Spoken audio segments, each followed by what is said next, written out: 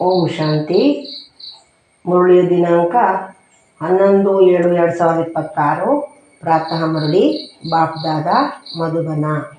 ತಂದೆ ತಿಳಿಸುತ್ತಾರೆ, ಮಧುರ ಮಕ್ಕಳೇ, ನೀವು ತಮ್ಮ ಚಿಂತನೆ ಮಾಡಬೇಕಾಗಿದೆ, ಅನ್ಯರದನ್ನಲ್ಲ. ಏಕೆಂದರೆ ಡ್ರಾಮಾನುಸಾರ ಯಾರು ಮಾಡುವರೋ ಅವರೇ ಪಡೆಯುವರು. ಪ್ರಶ್ನೆ: ತ್ರಿಕಾಲದರ್ಶಿಗಳಾಗುವುದರಿಂದ ಆತ್ಮಕ್ಕೆ ಯಾವ ಸ್ಮೃತಿ ಬಂದಿದೆ?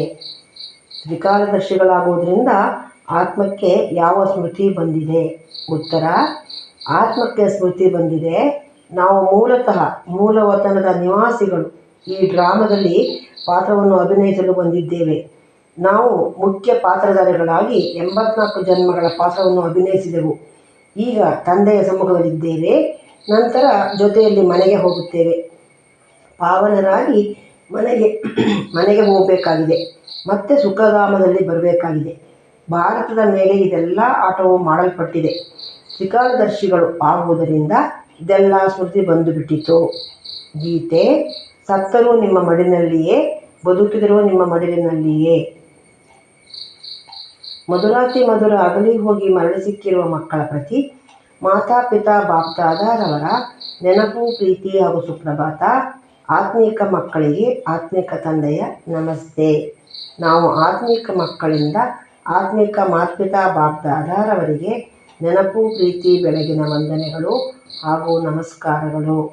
ಧಾರಣೆಗಾಗಿ ಮುಖ್ಯ ಸಾರ.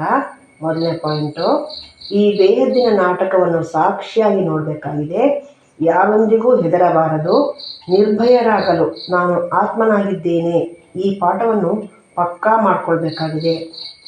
ಎರಡನೇ ಪಾಯಿಂಟು: ತಮ್ಮ ಪರಿಶೀಲನೆ ಮಾಡಿಕೊಂಡು ಸ್ವಯಂನಿಂದ ಪರೀಕ್ಷೆ ತೆಗೆದುಕೊಳ್ಳಬೇಕು. ಯಾವುದೇ ಕರ್ಮೇಂದ್ರಿಯವು ಚಂಚಲವಾಗುತ್ತಿಲ್ಲವೇ?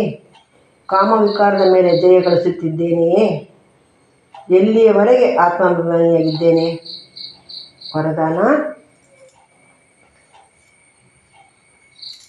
ಒಬ್ಬ ತಂದೆಯ ಸ್ಮೃತಿಯಿಂದ ಸತ್ಯ ಸುಮಂಗಲಿಯ ಅನುಭವ ಮಾಡುವಂತಹ ಭಾಗ್ಯಶಾಲಿ ಆತ್ಮಭವ. ಒಬ್ಬ ತಂದೆಯ ಸ್ಮೃತಿಯಿಂದ ಸತ್ಯ ಸುಮಂಗಲಿಯ ಅನುಭವ ಮಾಡುವಂತಹ ಭಾಗ್ಯಶಾಲಿ ಆತ್ಮಭವ. ವರದಾನದ ವಿಶ್ಲೇಷಣೆ: ಯಾರು ಯಾವುದೇ ಆತ್ಮನ ಮಾತನ್ನು ಕೇಳಿಸಿಕೊಳ್ಳುತ್ತಿದ್ದರೂ ಕೇಳಿಸದಂತೆ ಇರುತ್ತಾರೆ, ಯಾವುದೇ ಅನ್ಯ ಆತ್ಮನ ಸ್ಮೃತಿಯನ್ನು ಸಂಕಲ್ಪ ಅಥವಾ ಸ್ವಪ್ನದಲ್ಲಿಯೂ ತಂದುಕೊಳ್ಳುವುದಿಲ್ಲ, ಅರ್ಥಾತ್ ಯಾವುದೇ ದೇಹದಾರಿಯ ಬಾಗುವಿಕೆಯಲ್ಲಿ ಬರುವುದಿಲ್ಲ, ಒಬ್ಬ ತಂದೆಯ ಹೊರತು ಮತ್ಯಾರೂ ಇಲ್ಲವೆಂಬ ಸ್ಮೃತಿಯಲ್ಲಿ ಇರುತ್ತಾರೆಯೋ ಅವರಿಗೆ ಅವಿನಾಶಿ ಸುಮಂಗಲಿಯ ತಿಲಕವು ಸಿಕ್ಕಿಬಿಡುತ್ತದೆ. ಇಂತಹ ಸತ್ಯ ಸುಮಂಗಲಿಯರೇ ಭಾಗ್ಯಶಾಲಿಗಳಾಗಿದ್ದಾರೆ.